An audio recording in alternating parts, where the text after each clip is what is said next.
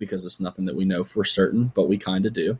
And has now come back ready to launch this fantastic music project that we all hold near and dear to our hearts. Now, first off, he could have just said his tenants stopped paying their rent. Like, we.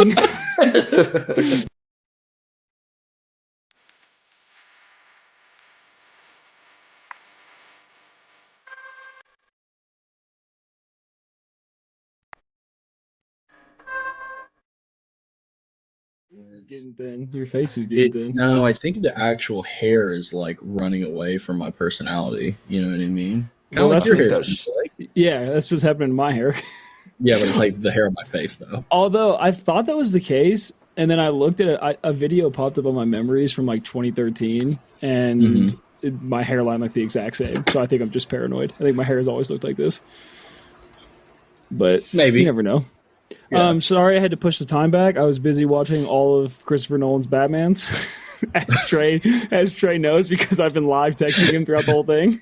I was going to say, he's basically giving me the play-by-play for what he thinks for a movie that came out 10 fucking years ago. I hadn't seen it in a long time, and I had never seen Batman Begins. What'd you think? I do want to hear about that. I forgot to tell you, banger. I don't like that he spends the first half of the movie being a ninja, but after that phase is over. But that's how he has to begin, dude. That's the whole point of him beginning. First off, after watching Dark Knight, Bruce Wayne was definitely at the Gotham insurrection. That much I know. When he pulls up to his penthouse on the helicopter, that just gives insurrection vibes. Those guys kind of weren't really about the insurrection, though, I feel like. Like, they thought they were kind of above it. I guess Bruce would have been egging other people on to go to the insurrection for him. Yeah, those movies are great. The fucking Bane's voice in the third one was just so funny, dude. The way that he talks is so funny. Him and Christian Bale's Batman voice is classic. It's iconic, and Robert Pattinson's just never going to have that, you know? Bane is the one impression that I'm able to do accurately. You ready for my spot-on Bane impression? Yeah, please. Don't. Hold on. Please. I was wondering what would break first, your mind or your body? It's the only impression I can do well. It's spirit or body, bro. You fucking botched the It doesn't matter. I was telling... First off, tell me the voice is spot on. It was pretty good. It's pretty great. I've just been doing the Batman voice because he has all these hilarious one-liners where, like, the one from The Dark Knight is the Joker's, like, he's talking about the girl and he's like, oh, you have some fight in you or whatever. And then out of nowhere, Batman shows up and he's like, then you're going to love me. Like, in Rises, when Anne Hathaway's like, my mother warned you about getting into cars with strangers. And he goes, this isn't a car. They fly off in the helicopter. So good. All right, ladies and gentlemen, welcome back. We're your hosts, Blake, Christian, and Trey. Christian is back after his long hiatus. He has promised, after being gone for the past 3 months, that he is going to bring his A game today. And this is totally biased music. We today are going to talk about a monumental hip-hop album, Watch the Throne, by Jay-Z and Kanye West. So Watch the Throne is a collaborative studio album by American rappers Jay-Z and Kanye West, collectively known as The Throne. It was released on August 8, 2011 through Rockefeller Records, Rock Nation, and Def Jam Recordings. Prior to the release, Jay-Z and West had collaborated on various singles, and with the latter as a producer on the former's work. They originally sought to record a 5-song EP together, but the project eventually evolved into a full-length album. The album features guest appearances from Frank Ocean, The Dream, Beyonce, and Mr. Hudson.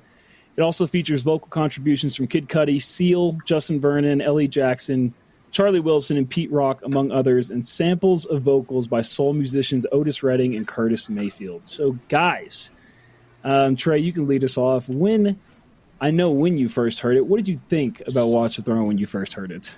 First off, what song is fucking Seal on?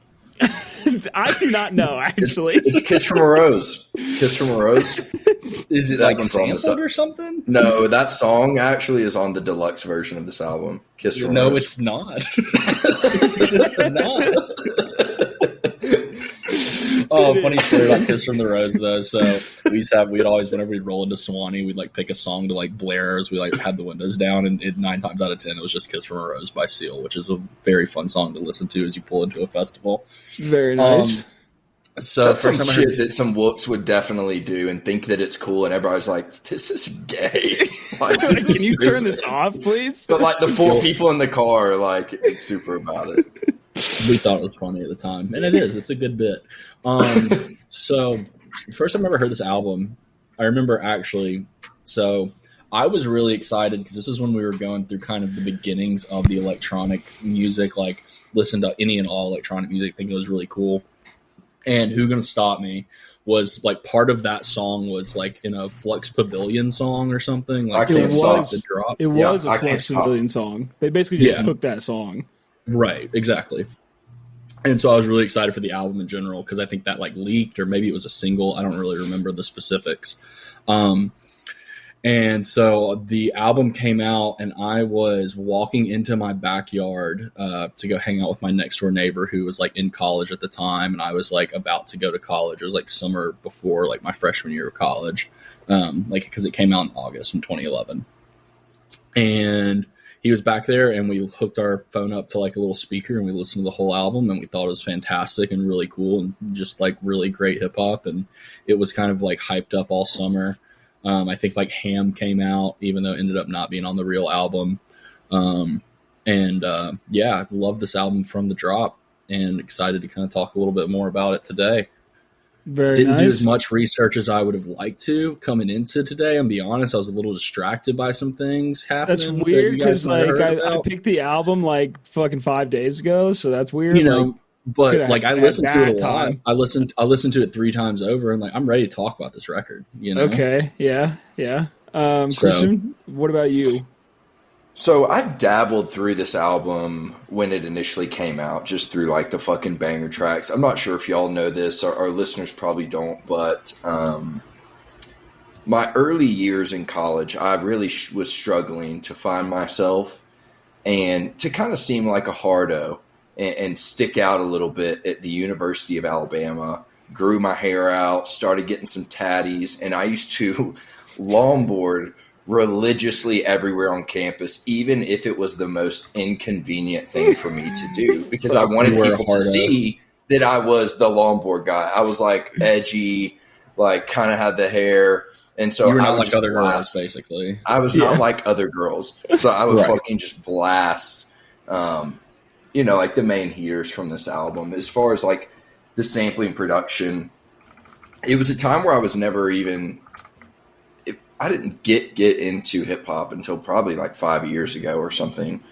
And so the sampling production on this is what kind of brought me into it. Like Trey was saying with that Flux Pavilion, it has that, that Cassius sample, the I Love You So, that I just absolutely love and kind of ran those tracks consistently. But this is the first time that I rinsed it front to back. So nice. Yeah, I am kind of around the same boat as Trey. I obviously listened to it when it first came out, was a huge fucking fan of it. So many of the songs. So there were 7 singles. They included Ham, ridiculous. I know, Ham, Otis, Liftoff, No Church in the Wild, Homies in Paris. Now we're going to talk about it. Fellas in Paris. Among My Guys in Paris. My Guys in Paris. Who's in Paris? Who is it though? My Guys. Why do you think it's called My Guys in Paris? Because My Guys was in Paris. My Guys are in Paris currently. They are in Paris. But yeah, I obviously rinsed it a shit ton. I remember it like I was going into my what year of high school? That would have been my sophomore year. And I remember this and the Carter 4 came out around the same time. And so that was like all that we were listening to constantly was Watch the Throne and Carter 4. So I loved it. I went to this is a fun fact. I went to the Watch the Throne show in Atlanta, and they did 2 nights in Atlanta. The night that I went, me and Jack Higginbotham, shout out Jack, they recorded the Brothers in Paris music video. So the music video on YouTube, I was at that fucking show. So yeah, I really fucking liked it, and I still like it today. I think a lot of these tracks that I didn't initially love have grown on me a ton, which we'll get into here in a little bit. But Trey, you want to start us off with your top 3, my guy? I would love to, my guy who is in Paris. Okay. So top 3. So my number 1 song, I'll just start off with that because I think it is the perfect balance of a fantastic hit, very popular, has a great sample, is Otis. Otis just goes so hard. The Otis Redding sample on there is sick. He's dead, right? Yes. That has nothing to do with my analysis. I just didn't want to say R.I.P. Otis if he was like alive or something. You know, we tell Trey no, and he's like, "Oh, never mind. I hate this song." I hate this song. Also, bro, he's dead as fuck. He died in 1967. That man is dead. Jesus Christ! I knew he was dead. I didn't say he wasn't dead. I didn't say he's alive. Trey goes, I want to touch on Rosa Parks for a second. Yeah. She's dead, by the way, right? Anyway, so a big theme of this album is kind of like decadence and just being filthy fucking rich and like, having made it and all of that type of stuff and just like the braggadociousness that like Jay-Z and Kanye are kind of famous for. But this is like when they really like Jay-Z's like about to become a billionaire when this drops, if he hasn't already, and Kanye's shortly there behind him. So I think this song, is just like, it is really cool. It kind of encapsulates a lot of what the album is about. Also, the music video I could watch on repeat forever. So good. I mean, and the fact they actually cut up a Maybach is like just sick. So sick. On the flip side of that, another one of my favorite songs is New Day.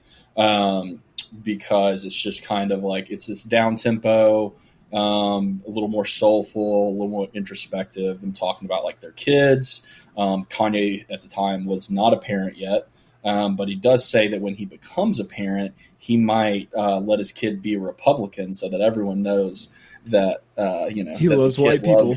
Loves white people. Come to find out, he wasn't joking about that. He was pretty fucking serious. No, full circle, baby. And so I can't knock Kanye for sticking to his word. And then another one, this is my third track, is I put Murder to Excellence on there. I think the beat is really cool. The sample with the flips is really nice. And what was this part that I was looking at earlier? It's just like kind of towards the end of the track, it's like we're the promised land of the OGs in the past. If you picture events like a black tie, what's the last thing you expect to see? Black guys. What's the life expectancy of black guys? The system's working effectively. That's why. Fucking bar. Yeah, it's fucking bar. And so it's just kind of tying in like the decadence and like the way that they're like celebrating themselves and celebrating their own excellence.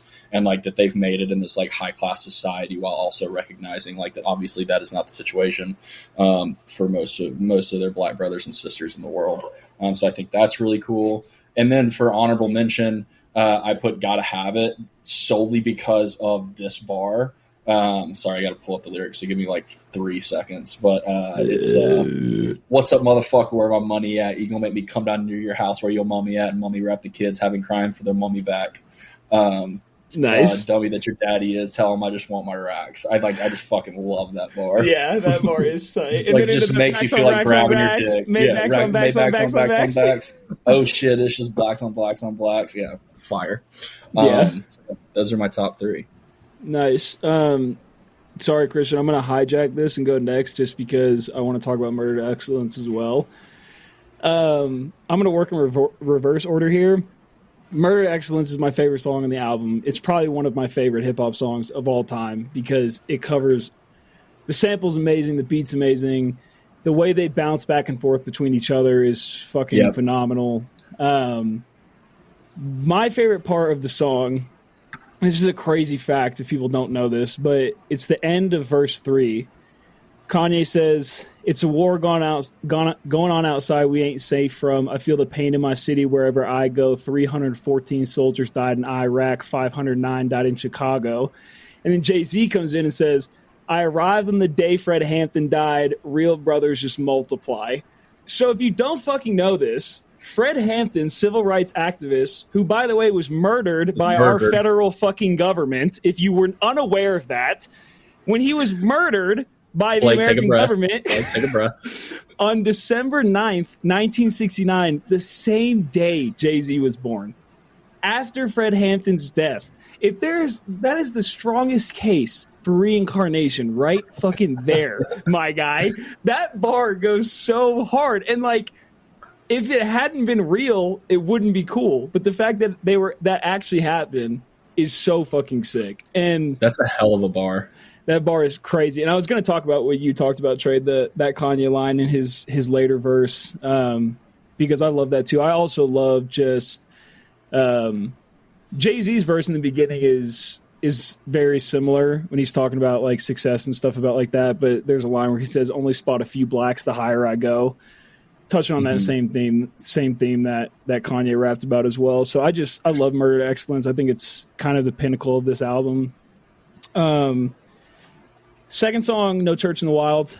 I mean, Frank Ocean doesn't hit often for me. Frank Ocean really fucking hits on this song.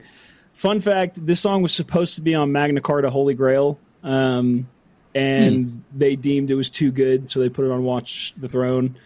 I love the Kanye line where he's talking about this girl that he sees, and he says, 2 tattoos, 1 red, no apologies. The other said, love is cursed by monogamy. Fucking love that bar. So fucking good. And then third and final song, My Fellows in Paris, obviously.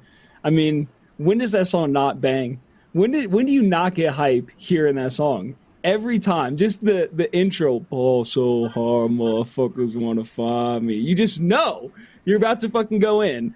And when they played it in Atlanta, they played it back to back. They played it 2 times. When they played it in Paris, they played it 11 times.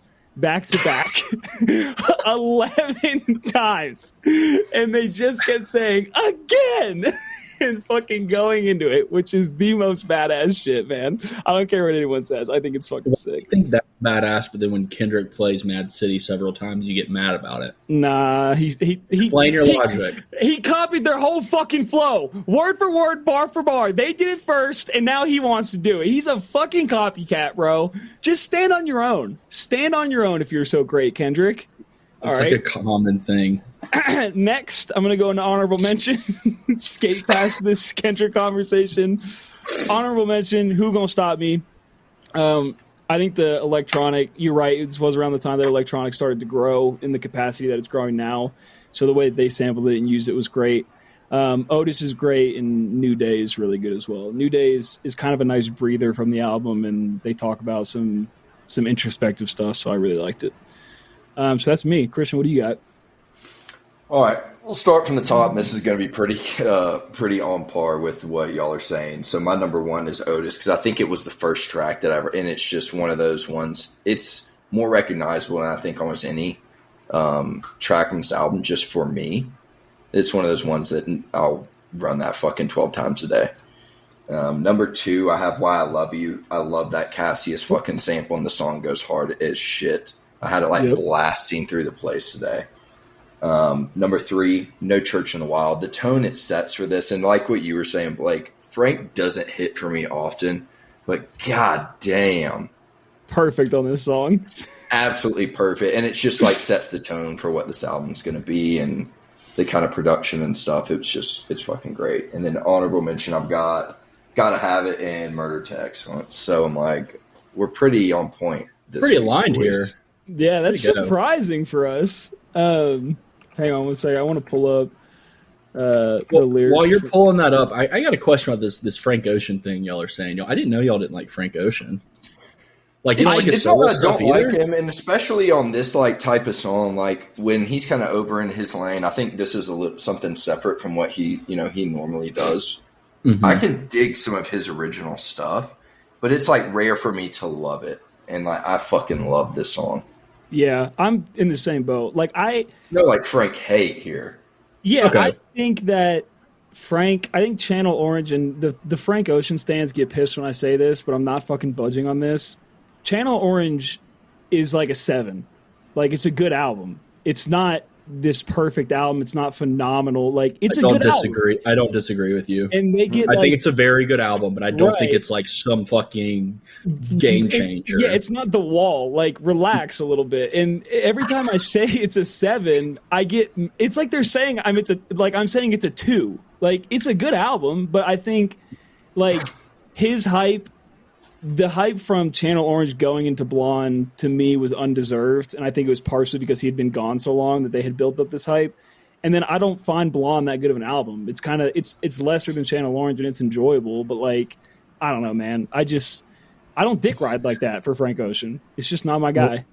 Well, you know, Blake, when sometimes when people take a long time in between like releasing things or like making you know, sometimes it's an exciting moment when they come back. You know what I mean, Blake? Yeah, that's cool. But like when they come back, look at the work they put out in like introspectively, right? Look at it as face value. Don't look at it as they haven't released an album in 5 years. Now it's automatically good, because that's not how that works. I agree, but then sometimes they come out with like, I don't know, maybe like a tour or like a song that's cold as fuck. So the lyrics on,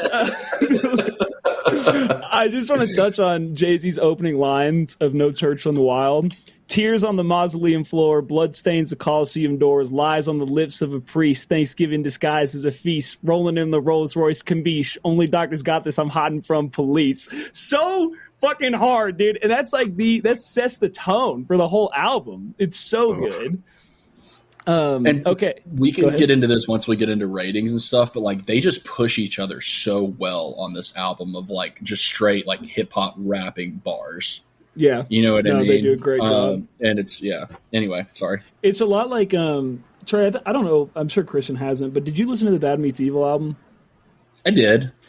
I thought I don't really like Royce da 5'9", but I thought when they made an album together, it pushed them both to like just rap better, and it's kind of the same principle here. Like just with them working together, it's like they push each other to be a better version of themselves. I remembered liking it back when I listened to it, but I probably haven't listened to a single Bad Meets Evil song in 10 years. Yeah, that's fair. Yeah.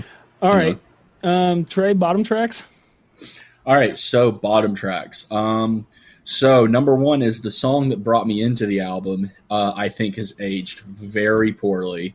Who Gonna Stop Me? It sounds like what I imagine, you know, rock bands when they tried to like start making disco music in the 70s. Like it's kind of like that, where these rap guys are like, hey, someone played Kanye a Flux Pavilion song and he was like, all right, this is hot, let's like rap on this. But come to find out, dubstep and rap music do not mix terribly well. So I'm gonna put that on my bottom. I don't think it sounds great nowadays, but at the time I thought it was cool. Yeah. Lift Off is not great. I just don't love Beyonce's feature in this. For whatever reason, it just kind of doesn't really work in the same way that most Beyonce features work. Why are you laughing? I'm laughing because I'm just thinking about her in that song, because you're right. She's like, we can take it to the moon, take it to the stars. Damn. The fuck. Yeah, that was a nice you almost hit that. You almost hit that shit, bro. Close. Bro, y'all don't understand. I'm riding on a high you've never experienced today. Yes, I have. TheOtherSide.com coming later this year. Right. Yo, I mean, I need money for tour. If we have to plug TheOtherSide.com to make some ad revenue so I can get on this, so I can take every stop, I'm fucking down. And then my third song isn't one that I necessarily dislike, but it's Why I Love You. I just think it's like not as strong of a song as some of the others on the album. And, you know, it brings up a good point of like, why are these albums kind of just like, why are we not putting a super hot beat at the end of every like hard album? I don't know, dude. Like, yeah. Teetering off at the end. Let's leave the people on a high. Yeah. End with Fellas in Paris. That's how you go out. Right. Yeah. Put my guys that are currently in Paris at the end of this. Solid. But yeah. So, Blake, what are your bottom three? Bottom three. Sorry, I have the Lakers game pulled up, so I got to change tabs real quick. I love that you just like tried to say that as if people are going to be like, oh wow, like he's super cool. He like pays attention to basketball. But they're going to be they're all Lakers fans. They're going to be so stoked. They're going to be like same. If anybody's wondering, the score is currently 56-50. This is a Lakers podcast now. So. Hey, it's about time for us to start watching some NBA basketball every night because playoffs are coming up, baby. Yeah, true. Bottom songs, Lift Off. Yeah, I don't know. The Beyonce features is not it. I'm sorry, Queen Bee. I don't want to do you like that. And I know like our dedicated female fan base is probably not going to be super happy about that. But it's just not. She's not it in this song. I'm surprised you didn't have "That's My Bitch" on there. Because what the fuck is this song? Like. I kind of like the beat is the problem. Like it was definitely in the running. Shut the fuck up. It's just like, dude, like disjointed rap. It's like, and that's my bitch. Like it's just so fucking bad, dude. And then my third one, I'm taking kind of a cop out here, but I don't really consider it a cop out because it was a single, even though it's not on the actual album. Ham. I hate that song, dude. I don't think I even liked it when it came out. That doesn't count. It's a bonus album. It's a bonus track. You can't counting do that. it. No, I'm counting it. It was a single. It should have been on the album. They realized how bad it was. They took it off. That's why, yeah. Exactly. They realized it was bad, and it was a misstep. Yeah, I do not like that song. The rest of the album, though, like I would say the majority of it is either in my top or honorable mention. There's just a shit ton of good songs here. So that's me. Christian, what about you?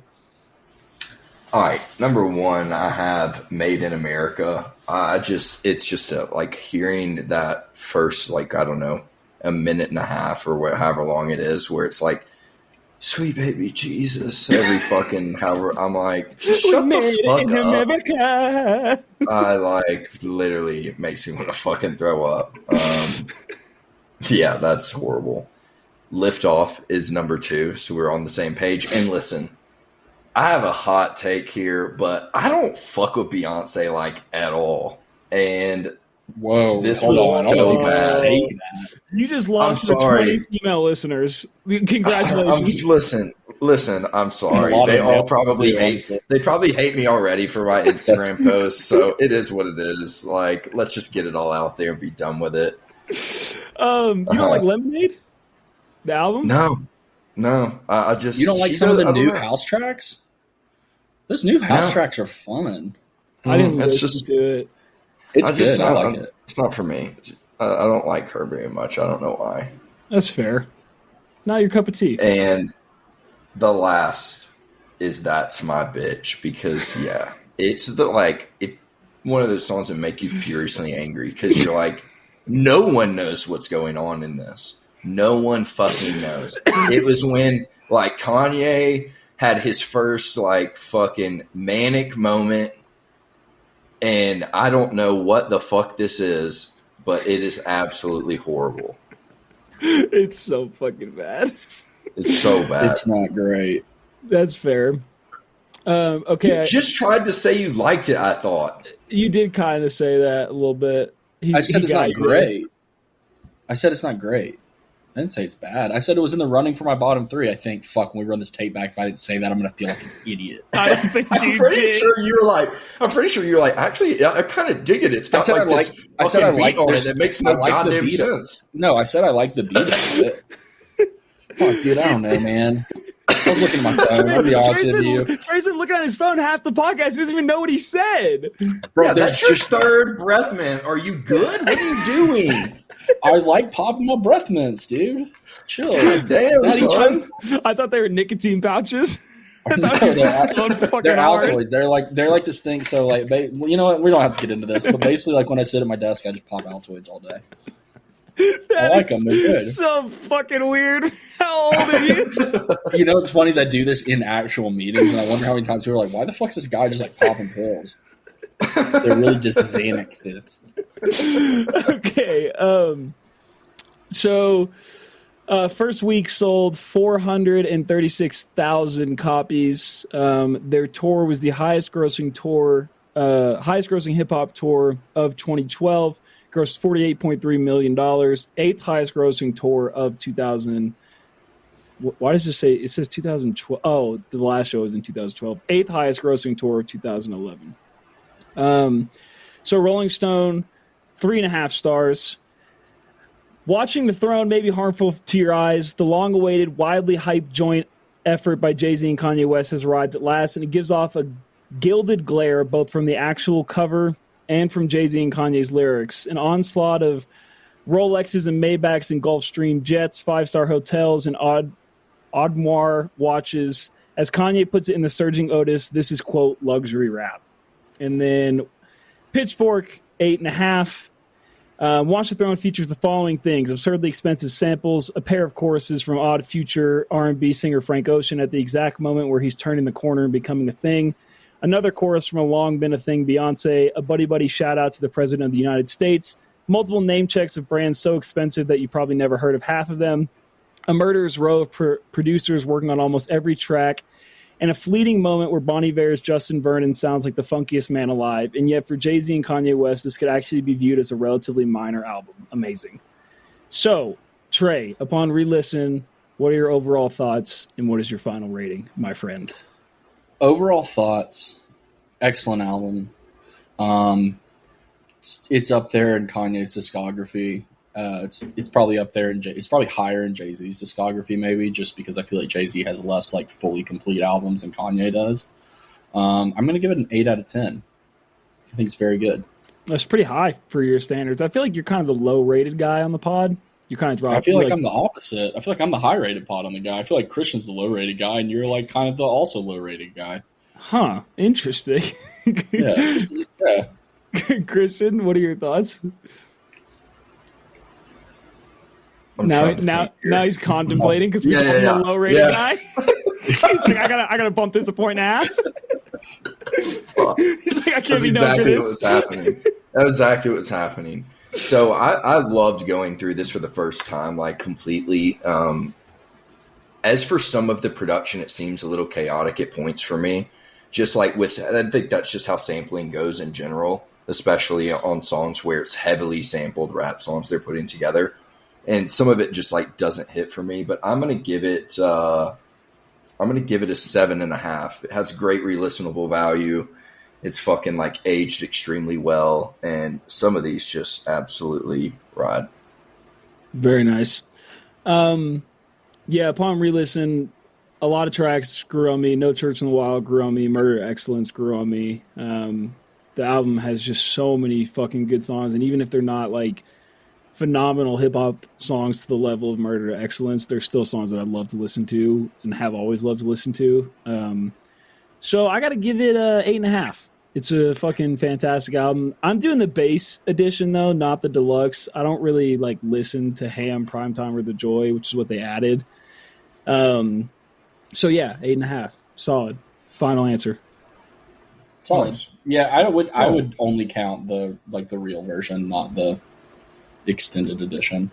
Was there something you wanted to add, Trey? You said something about when we do final ratings, you'll come back to something. You forgot I think we it. pretty much covered it. Yeah, I forgot where we were with that. Okay, that's fair. Any final thoughts from anybody? No? All right, so we got a couple options. We made it through. Hold on, really quick. Hold on. Before we go into all of our options of the plethora of things we could discuss today. One thing in particular, God, I'm so ready for this to be over. I'm not. I'm ready for it just to get started. Oh, I'm going to be so unbearable for so long. You guys have no idea. It's just going to be like just, okay. I'm more excited about that than anything else. I made it through a whole Kanye album without talking about how shitty Kanye is now. So I think that's something for us to commend. Well, he loves Jewish people now, so he's done nothing wrong. Oh, that's true. Dude, can you imagine what Jonah Hill felt like when he woke up and saw that tweet? I guarantee you he had no response. I bet you he looked at it and closed his phone.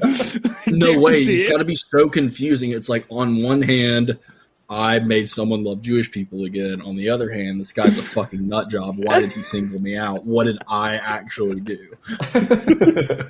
Also, a quick side bit.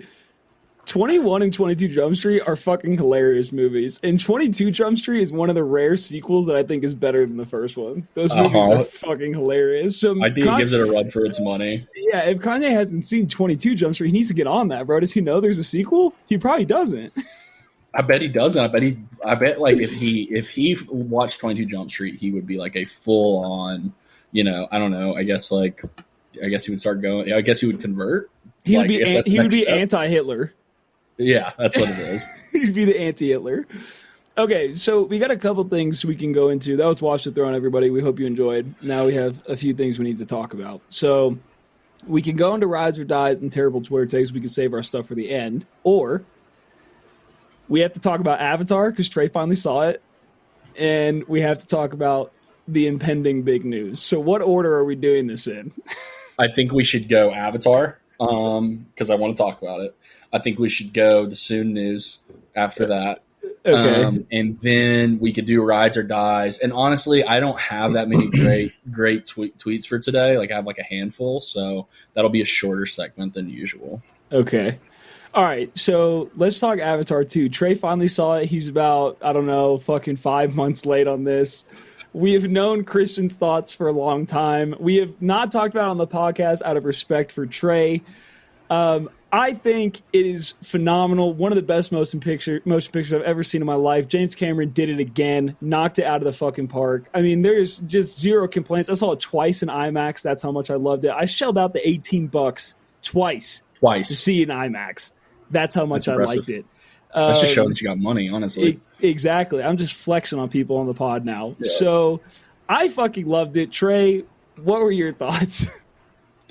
First, I'd like to let Christian go ahead and share his thoughts on it since I'm kind of like the last to see it. I feel like I should be the last to go. Christian? That's fair. I mean, it's fucking ridiculous. Like, as far as the improvements in terms of like the graphics and CG, or whatever they use, whatever the fuck it is, like I just fucking, it's the same thing. And they create this world and they create this storyline, and it's the same thing. It's not. It's the very first one. You're so wrong. And it's like fucking water is the essence of life. First off, it is the essence of life. The essence of water. That's accurate, though. That's true. So, and it sucked. It fucking sucked. If I could have, we did a double date thing, Ari and I, and if we could have left early, we would have left early. I'm sorry about that. Cup of tea. So my thoughts on that are much different than that of Christian's, but they're not quite the same as yours, Blake. I think there are definitely a couple things I took issue with. I hate when they recycle villains in movies, and like as a comic book movie fan, like I understand that kind of puts me at odds with that whole idea. But the whole thing of like him coming back and like the sun and stuff, I don't love that part of the plot, but with that being said, I think once you get into the second half of the movie where they're like in the water village and stuff, the CGI is phenomenal. And the graphics are fantastic when they're underwater. I watched it on my TV with a sound bar, which, I mean, the sound bar is relatively nice, but I can't imagine what the sound was like in a theater, especially the scenes wherever there was like rain happening. Oh, dude. It was like so detailed and like felt super, super natural. So I thought that was really cool. I love like the family plot and like the dynamics of like the older son and the younger son. Big spoiler alert here, so turn off the podcast if you don't want to hear this part. But like, I like that someone in the family dies. I like the son that the son dies.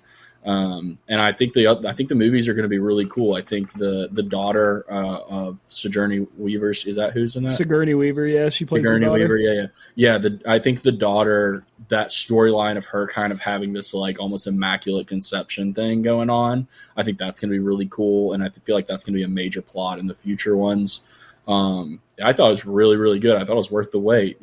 Sometimes, Blake, things take a little bit of a long time to develop. Oh, fucking hell. Holy shit. Kill me wrap this shit the fuck up. Right? All right, can we talk about the thing now? Hang on. I just want to say, in regards to Avatar 2, I will say the sun plot I didn't like. And I know that they created that plot for it to have it's going to have a huge role in the third movie. Like, it's going to play a huge role with him probably betraying these people.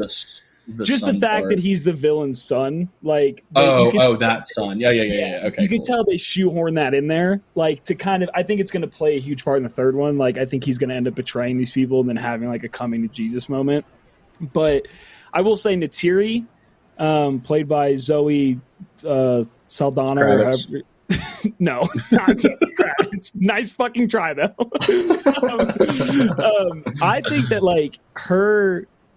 First off, I think she's the best actor in the movies, but also her character is really interesting because she's kind of takes a backseat in this movie, but they write her really well in the sense that like she's kind of at war with where she is within this family. Like, her kids are half human and her husband's a human, and like it's almost like you can tell she's in a battle of being part of the human side of her family, but also being part of what her nature is. And I think they just write it really well, and she does a great job acting it. And the CGI is just phenomenal. Like, I don't understand how, even if the fucking plot was like, we're going to search for the biggest shit in the world, like, I don't understand how you can't enjoy watching it with how beautiful that movie looks. It's very pretty. It's captivating. You can't look away, dude. It's like, I didn't pee. Even when I rewatched it, I didn't get up to pee when I had to, because I didn't want to miss the shit that I was looking at. Like, that's the part, Christian, with your critique that I don't understand. Like, it was done. It was done. They did it. They created this beautiful world. Like, as far as the like improvements, what they did underwater now, like what the sound of the rain sounds good. Like, fucking blow me away. You're like one of those people that like you can't even like can you imagine going 60 years back in time and showing someone this movie? They would shit themselves and fucking die, bro. And you're looking at the first one. They'd be like, "There's no way." They this showed them the exists. second one, and they'd be like, "Oh, it's the first one again, but underwater." And I'd be like, "Yeah." I think that the cool, second thanks. one is better than the first one. It is. I really do. I like it. I definitely enjoy it more, at least. Yeah, but that's a little recency bias, I will say. Yeah, but like, and I don't understand this critique that the plot is the same as the first one. It's not even fucking remotely similar. Like, I understand it's similar bad guys, but the stakes are different. The overall like theme of the end is different. Like, it's not the same. The other issue that I do take with the plot is like the fact that whatever like government is funding all of this stuff, like that they're it's America, funding, baby. Obviously I assume it's America. Going into native people's land and destroying everything they own, it's got to be America. Yeah, or Great Britain. So the U.S.-Britain alliance government that's funding all of this. I just don't get, like, they're funding basically this guy's like revenge tour just to kill the guy that killed him. Like, that's the whole thing. Like, sure, they like mine the like whales, but like even that is happening on its own without the revenge tour factor. So like, why are they so interested in killing Jake Sully? Because my Jake, me and Shania said my Jake constantly after that movie. Because he's the one leading the resistance. That's why they want to kill him. That I thought was obvious. See, I feel like, but he's not even leading the resistance when he runs to the foreign land. He definitely he runs to the foreign land because they're trying to find him. That's what he literally says. That he's like, they're not going to stop hunting for us unless we leave. Right. Okay, cool. That makes a little more sense. Thanks for filling me in there. Yeah, no worries. I'm serious. I really didn't, because I feel like it wasn't that clear that it was like, oh, he's like I know he's like the Toramatsu or whatever. Yeah. But that's why they're like, we got to kill their leader. Yeah. Okay, that makes more sense. Edie Falco's character, she like mentions it. It's like one line in passing. Basically, she's like, he's leading the resistance, so we had to flush him out. I could have done for a lot more Carmela. I'll tell you that much. That would have been nice. Is she not great in everything? Oh, she's awesome. God, I love Edie Falco. Did you know that she thought that the movie had already come out and that it bombed? Yes. Did you read that? Yeah. Uh-huh. That's fucking amazing. Okay, well, I think we've come to the consensus Christian's fucking wrong. And Avatar 2 is great. And if you haven't seen it, fucking watch it and buy it on Blu-ray. Buy it 10 times because I want all 5 movies made. And if they're not, I'm going to find you and blame you personally. I love these movies. I think that's or you can just go watch the first one and then imagine it underwater, and then you're done. Oh my god, I'm so done with this guy. All right, Trey. You just like, I'm just so surprised. Okay, moving on. So today, at approximately 10 a.m. I want to say Trey made us wait to record this podcast so we could fucking talk about this. All right, so I just want to put that out there first. Well, Blake, that's because I was right that I knew this was going to happen today. Because I've been right the whole time that Pretty Lights is coming back, and guess what, ladies and gentlemen? After 4 years and 8 months, Pretty Lights has come back to grace us with not just one, not just 2 or 3 or 4 or 5 or 6 or 7 or 8, but 9 different cities on this long tour. He also brought a new song with him and a fantastic music video for a trailer for the tour. Seems like Derek is very happy. We're gonna read the tweet / the media statement that came out today. All right. Can I say something real quick? I don't like that you're trying Hold on, to let me play. finish this, and then you can say what you want to say. This is my moment. He says, "Oh goodness, hi. I've been looking forward to this day for a long time, and I'm immensely grateful to be healthy and happy and surrounded by amazing people. I feel recharged and more ready than ever to launch a new vision of PL music and live events. Can't wait to share everything that's coming. And fam, seriously, thank you so much for your endless love and support. Thank you for all the positive energy while I took time to focus mine. It's a new dawn, and I can't wait to see you all again shining bright. Let's fucking go." So I understand that I'm arrogant and that I just don't want this to become a you versus me thing, Blake, But I just want you to appreciate the fact that this man, whose music you love, took time away to go and work on himself, battle whatever issues he may have had, which we will not speculate about on this podcast, or at least I won't, because it's nothing that we know for certain, but we kind of do. And has now come back ready to launch this fantastic music project that we all hold near and dear to our hearts. Now, First off, he could have just said his tenants stop paying their rent. Like, he could have just led with that. Second, I don't like that you're trying to play like this deep in the scene operative, like Pretty Lights knowledgeable guru. Like, bro, it's been all over Reddit and Twitter, so don't act like it's like you're so smart you knew it was like everybody knew. Everyone knew. I'm not saying that. That's not at all what I'm saying. You are misconstruing that. I'm just saying that's why we waited today, because we knew this was going to happen. And I know. That's fair. But I'm just saying, and I'm not talking about, everyone knowing that it's been coming in the last few weeks or even the last couple months. But listen, I do want to say that for the last 5 years, basically, I've been like, he will come back. He will come back. It will happen. And everyone was like, it's never going to happen. He's never going to do anything again. Not everyone, but a lot of people. There were a lot of doubters out there. Haters, one might call them. And unfortunately for my haters, they were wrong. And today is a glorious day in the history of music. It's not something that happens very often in the history of music where an artist goes on complete radio silence hiatus and comes back. I feel like what I imagine Fish fans felt in 2009. Honestly, a lot of parallels there. They had to take a break because someone in their band was having some issues, and Derek had to take a break because he might have been having some issues. And here we are, baby. We're back in glorious form. Trey said, everybody wanted to know what I'd do if Pretty Lights never came back. Guess we'll never know. Drops my Guess we'll never know. So what do you guys think about this comeback? Christian? Look, I will say, hang on a second. I want to say I'm excited for this, and let me tell you why. Y'all got, bro.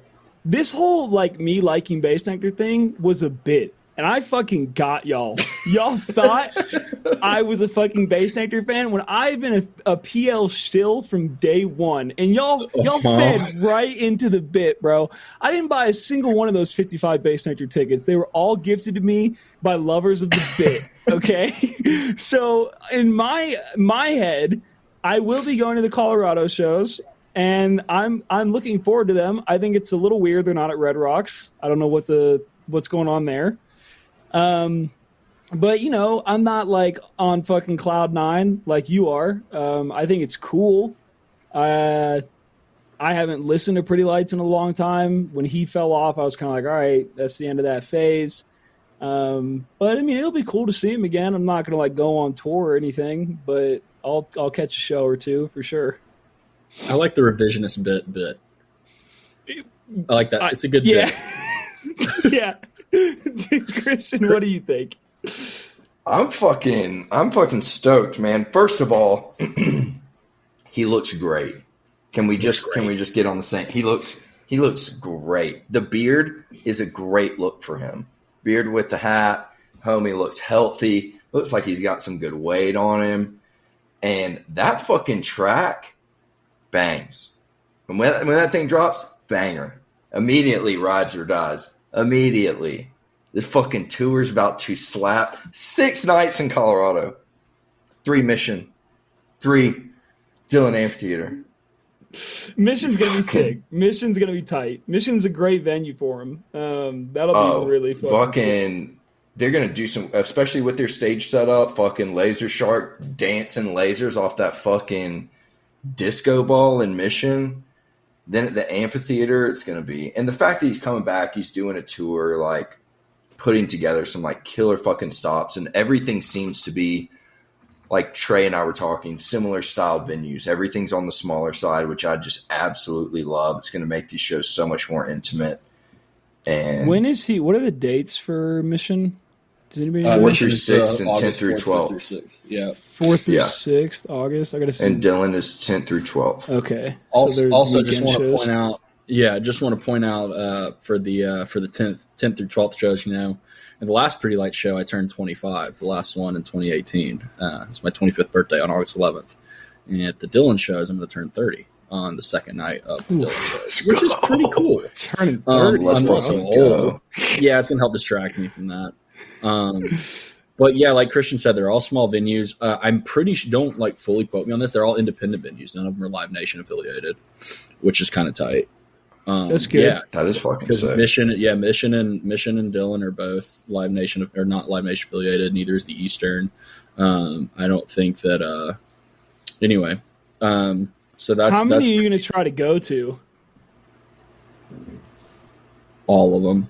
You're not making it to all of them, bro. The only one that I'm not going to go to is the Oregon Festival, because that's just a lot for a festival set to fly all the way out to Oregon. But all the other ones, yeah. The way it works out, because it's weekend stops and there's a decent amount of time between, like, so the only one that would be like really difficult to get to is the Warfield in San Francisco. But it's at the end of November. And so there's like kind of plenty of time between that Chicago Salt Shed stop and then the last 3 weekends to where like I think it's going to be relatively doable. Since I work remote, you know, I can take the show on the road, baby. Well, you got to record a podcast too, and I'm not taking Pretty Lights being on tour as a reason for you to cop out for 3 months. That's the best possible excuse that I could have. This guy's already trying to cop out, Christian. Already trying to cop out. I mean, Christian's going to be right there next to me. He's going to every single weekend. Yeah, we need updates from the tour, bro. Our listeners need that. I can do that. Also, are you going to stay in Colorado for 2 weeks? Because if so, we can record some live episodes of the pod, which would be fucking tight. It's just 1 week because it's like weekends that sandwich a week together. So I'm probably going to fly in on that Friday of the show. I'll stay that. I'm probably actually going to take that week off of work, since it's like I'll just like bill it as a birthday week or something for work, and then I'll stay that weekend and fly back on like the 13th or 14th. Fuck yeah. The days between Pretty Light shows will be cool. We could definitely do a live. Yeah, we could definitely do one if we figure it out. Yeah, what we could do is just bank. We could just get fucked up one night and just bank like 4 live episodes that get progressively worse as we get drunker. Put them in the bank and release them throughout the tour. That way you don't have to join in. Yep. Hey, listen, I can hop in as long as I got my little hamster boy to run my internet. Yeah, true. You know. Well, Trey, congratulations. You know what? Unironically, genuinely, I am happy for you. I'm glad that your artist of choice is coming back and you get to experience that live show again. I will never get that, so I'm a little jealous. Actually, not really, though, because that was all a bit, and I don't really give a shit. But if I did, I would be pretty upset. So, yeah, I mean, I'm excited for the show. Shania and I are already planning on going to the Mission shows, so we'll... Did you sign up for pre-sales? I did not. They go on sale tomorrow, right? You got to sign up for a pre-sale like tonight to get a code tomorrow. PrettyLightsMusic.com. Because I can't unless my I get paid on .com/PrettyLightsMusic.com. I get paid Thursdays, but they've been coming in early, and I lost all my money in Las Vegas, so I literally have no money right now to buy tickets. Like literally no money. Like Damn. So I have to wait if I don't get paid. So I might be hitting that resale market, baby. Well, the venue pre-sale will go on sale on Thursday, so you can still do pre-sale on Thursday and then public on sale on Friday. Public is Friday. Nice. Yeah. So Hell yeah. you still got a shot. Sick. Anyway. All right, so let's head into Rides or Dies. Trey's is going to be a little bit of an odd one. Let me figure out how I can do this. Trey, you want to intro your track while I try to figure this out? Yeah, so my track, we're not really sure what the title of it is right now. Let's just call it Spaceship. It's by this guy named Pretty Starship. Lights. Yeah, I think we're calling it Spaceship. It says Starship in the title. It says Starship Announced. It says Starship, so I just seemed a little weird. Starship Alert. All right, we don't all really right. know. All right. It is the song that accompanies Pretty Lights' announced video. Maybe not as much of a song as it is like just kind of, I don't really know what to call this necessarily, but I really, really like a few things about it. First off, the lyrics that Derek sings at the beginning are actually taken from a song called The Highwaymen by The Highwaymen, which is a supergroup that consisted of Willie Nelson, Johnny Cash, Chris Christopherson, and Waylon Jennings, which is a really good album if you ever want to listen to that. So let's give it a spin. Where do you want me to start it? From the beginning and then play it all the way until the very end. Okay. I'm going to go and start it right here. Yeah. This is perfect. Or I may simply be a single drop of rain, but I will remain, and I'll be back again.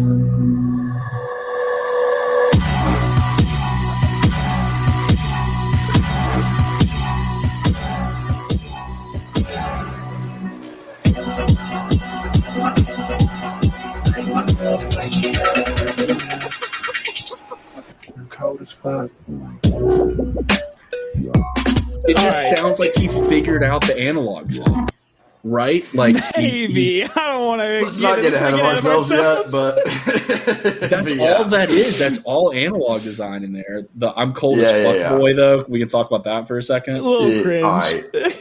What? I thought that was gangster as fuck. No, dude, I thought it was cringe. I'm cold as fuck boy. All right, Blake. Rides or dies?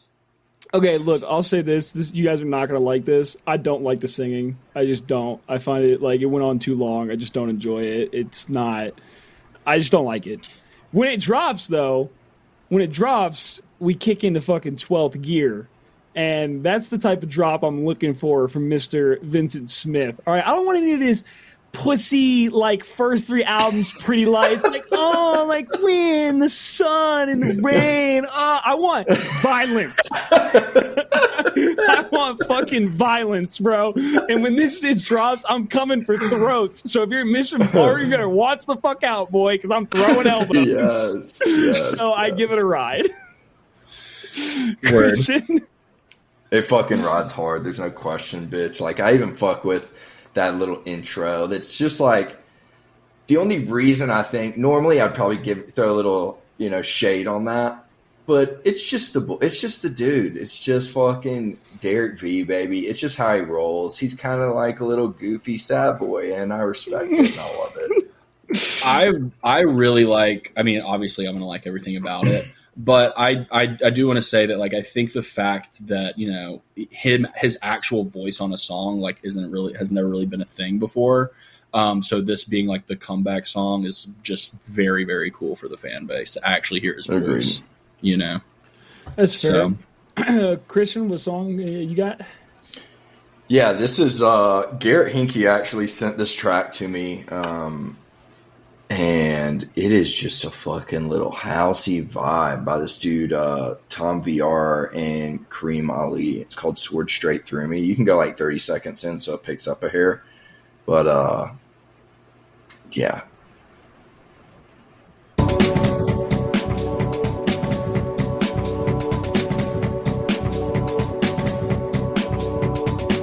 very ambient.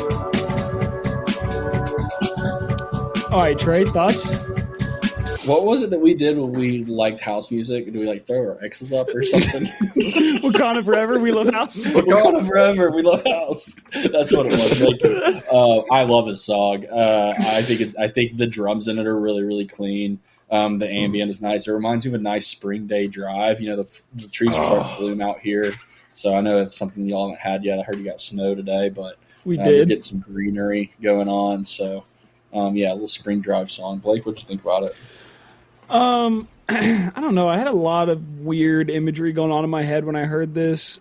Part of it was like either I just walked into a bar in Chicago that's underground that I don't belong in because everybody's drinking only bourbon, or I'm at a music festival and it's Sunday and I'm riding real high, about to come down aggressively, and I don't want the shows to stop, and it's like 5 a.m. and I know that reality is creeping back towards me, so I wander into the forest and this song is playing somewhere from a speaker. Right. But I mean, I like it. I give it a ride. It's not like a hard ride, but it's a ride. It fits with It's like a mid certain ride. vibes. Yeah. Fair. Okay. My song is 30 Minutes to New Orleans by Lil Wayne.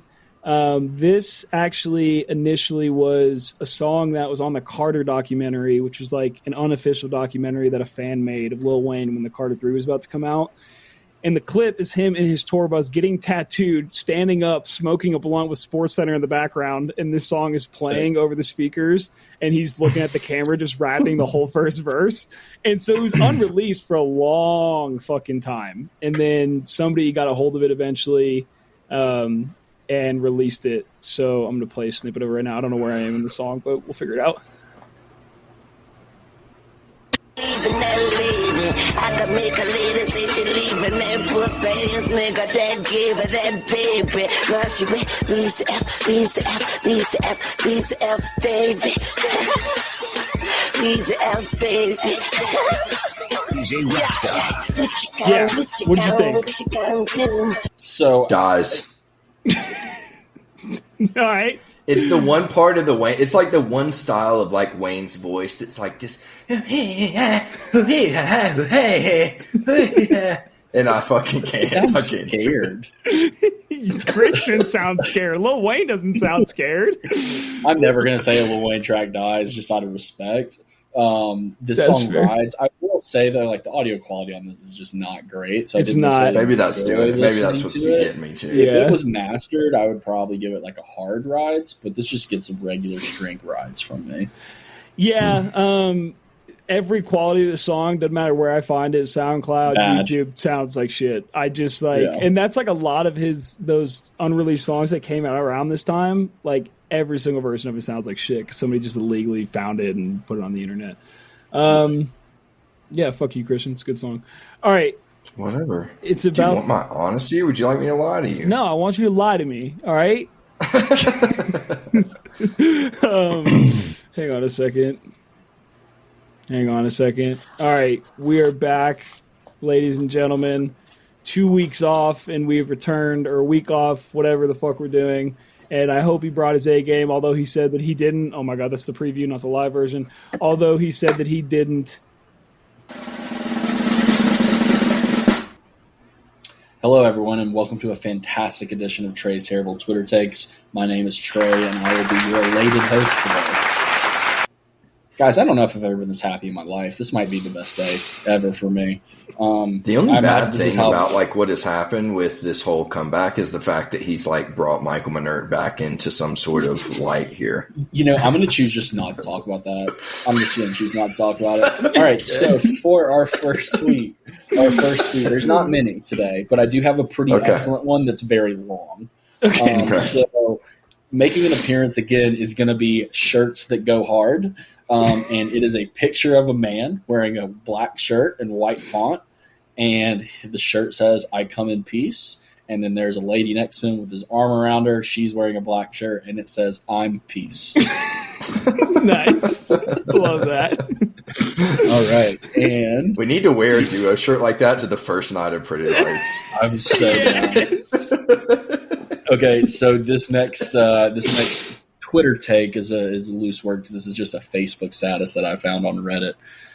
It's a little long, so just hold on. This is the long one. This is all I got. So this man says, I witnessed a tough guy talking extreme bullcrap to a very small, poor man. Both absolute strangers to me. I walk up. Me. Just stop. If you want to fuck with someone, fuck with me. Him. Who the fuck are you? Me. I'm the guy that doesn't sit around watching fools fuck with people. Him. He pushes me. Me. One punch and he knocked out cold. And here comes the owner of the place. Owner. Looks like you should be a champion. Me. Why is that? Owner. That guy wins all his fights and has never been knocked out. I can't wait to see what he says when he wakes up. He's an asshole. Me. I'm out of here. Fuck this place. I don't need to be in a place with so many assholes. Dash. Please don't fuck with people around me. I really don't like it. I love that guy. Hold on. Oh, we're still going. Okay. We're still going. I know what it feels like to be picked on and ridiculed. I won't allow it to happen to anyone if I see it. Nothing is a game for me. Nothing is a joke. Touch a woman or a child and you really done. Check yourselves, homies, especially if you are around me. Y'all can laugh your asses off. Everyone does until they don't. God is with me. I have an alien inside of me. I have superpowers. I have to tell everyone the truth about who I am. I just keep being myself, and I am tired of hiding myself to keep people comfortable and be temporarily accepted by people that don't even like me. Here's the best part. Shit. It's a journey. It's a journey. The best part about that is the last paragraph where you learn this guy's like crazy unhinged, right? I am an alien. I have superpowers. No, isn't it? I have an alien inside of me. Yeah, I have an alien. That's what it is. You're right. Yeah. Oh my god! What a hero, man! Not the one we deserve, but not the one we deserve, but the one that we need. Also, I just want to read. I want to read this tweet one more time for Sydney Sweeney. Sydney Sweeney, I had boobs for other girls that I felt ostracized. Me, they're big, but I wouldn't say they're ostracized. I want to read that for Christian because I knew he'd like it. It's so good. I mean, they're big, but I wouldn't say they're ostracized. What if I was thinking about earlier when I was going through my Batman marathon? What about like trans Batman that's now a woman, and he's just like getting mad that people are still calling him Batman? and then he was at the iconic line. But like he changes nothing about his outfit at all. Or his voice. Or voice. He says, You can't do it. Brother, trans day of recognition was like last week. So chill. he says, I'm not the man the city needs. I'm the woman the city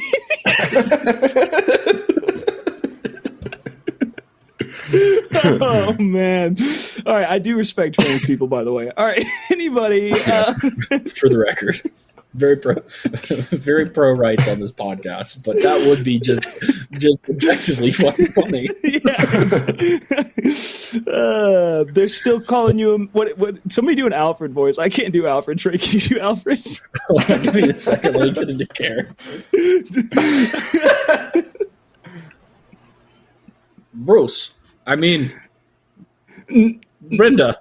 No, it's not. That's not it. You're still stuck in Bane, kind of. Gross. I mean, Brenda. I was wondering what would break first. Your spirit or your pussy.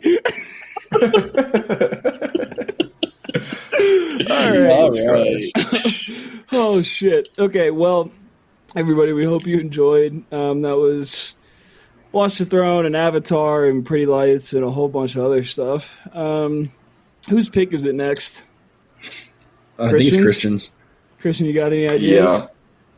I got some. I'll float them to you. I don't know. All right. Well, hope you guys enjoyed. We'll see you guys in 2 weeks. And Christian, it was good to have you back. I speak for all of the fans when I say that. Great to be back. All right. Yeah. Boys. I'm going to go watch the Lakers. In the world like Kiki Shepard, 2 tattoos, 1 ring.